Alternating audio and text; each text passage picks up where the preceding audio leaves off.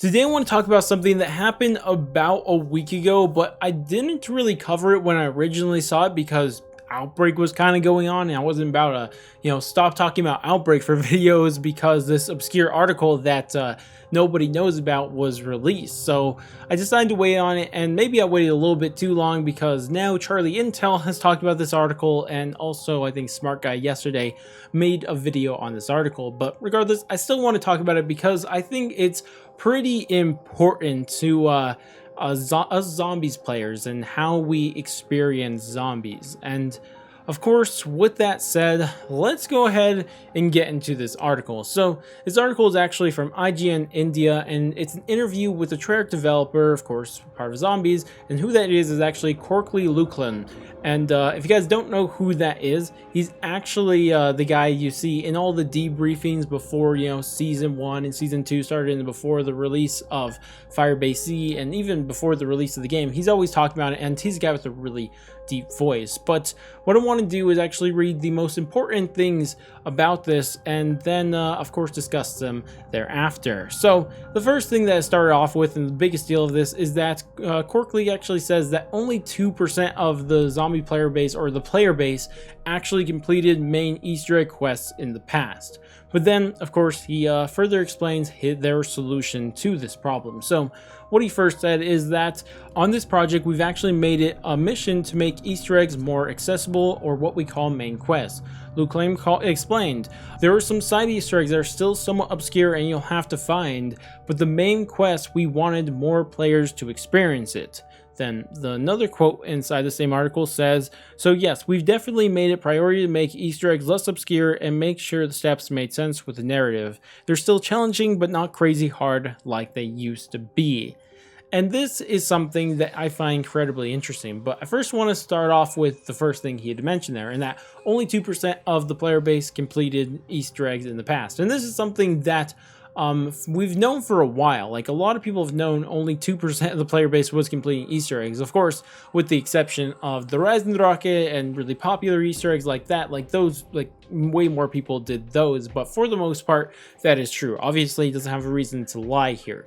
But of course, their solution to this is something that some hardcore Easter egg players may find disappointing, and this is that they have decided to have their reason, or the way they get more people to complete this main Easter egg, something that they put a ton of development time into, was by making them easier and simpler. And this is something that, personally, as someone who used to really be really into Easter eggs, I mean, I found to be very, very disappointing. Now, of course, I need to put a disclaimer here real quick because I don't want people to misunderstand my stance here, because I do not want overly obscure, overly difficult, and overly too long Easter eggs like we had for Revelations, or pretty much all of BO4 minus like Ancient Evil. Like, those long, obscure, and sometimes overly difficult Easter eggs are not fun to do. Nobody liked looking for rocking Revelations, nobody liked blasting birds with the shield in Blood of the Dead, and nobody liked like any other step in BO4, to be completely honest. But regardless, like, those are bad Easter eggs, and those were exactly what we want eliminated from Zombies. We do not like overly obscure, overly difficult, and overly too long of Easter eggs. Like, some of those Easter eggs would take the average player like 2 to 3 hours to complete. That's just not ideal. Like, ideally, you want it to be an hour to 2 hours at the most to complete these Easter eggs. And because of that, I do agree with that, but I don't think we need to jump from one extreme where they're too obscure, too difficult, and too long, to the other extreme that we're currently at, where everything's too simple, too easy, and just maybe not too fast, but too simple and too easy. And I just feel like there's just still a middle ground to be found here. And that's not to say I don't think there should ever be easy Easter eggs. I'm completely in favor of that. Like, I like easy Easter eggs. In fact, my favorite map of all time, Mob of the Dead, has an easy Easter egg on it. Like, almost anybody can complete that. It's super easy, super simple, and it's exactly what they're talking about here. And I think that every Zombies game should have a couple of those in the maps. But I think we should have some variety. Like, we could have easy Mob of the Dead, Die Machina style Easter eggs in the map, or in some maps, but then other maps we could have the Reisendrache level difficulty and, you know, Garad Krovi level difficulty, and, you know, the more like you have that, you know, the easy Easter eggs, you have the medium Easter eggs, and maybe at least just one hard Easter egg. And I think that would bring a wider variety of experiences that to be experienced in a wider variety of players that would enjoy these different experiences, right?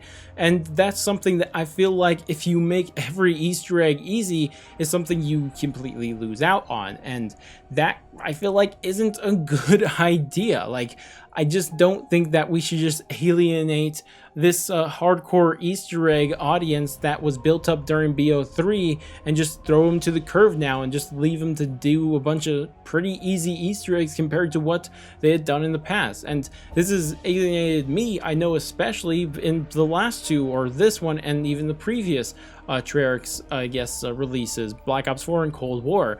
Like Black Ops 4, we already know the problem with that. That really alienated the Easter egg players, and then this one has alienated because they made them too easy. And because of that, it's just, if we continue on this path, I really don't see that Easter egg community ever coming back, and it's just never going to come back after BO3 because, like, it's just not there anymore now that we just make everything so easy that everything, like, it's just anybody could do. And that's the thing, is like they make it sound like anybody could do Easter eggs now, and this is my problem with it, is that it kind of makes it sound like they're trying to make these Easter eggs more like, as I said, main quest, something more like a mission that we see in campaign or even Outbreak, which is fine for Outbreak.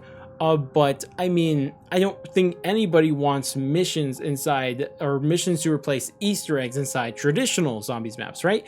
And I also look at how much does this increase the amount of people who complete Easter eggs. And obviously we don't have their numbers, so they have the most accurate ones, but we do know it has gone up. Like, I think Dimagina has like a 5% on PlayStation, whereas Shadows of Evil had like a 2% I think it was. So it's jumped up to, or it was more of a 6% for Dimagina. So it's jumped up by, you know, 4%, which is a ton of players, don't get me wrong, that's a huge improvement. But I just don't really know, dude. Like, again, I don't have a problem with these Easter eggs. They have a place in zombies.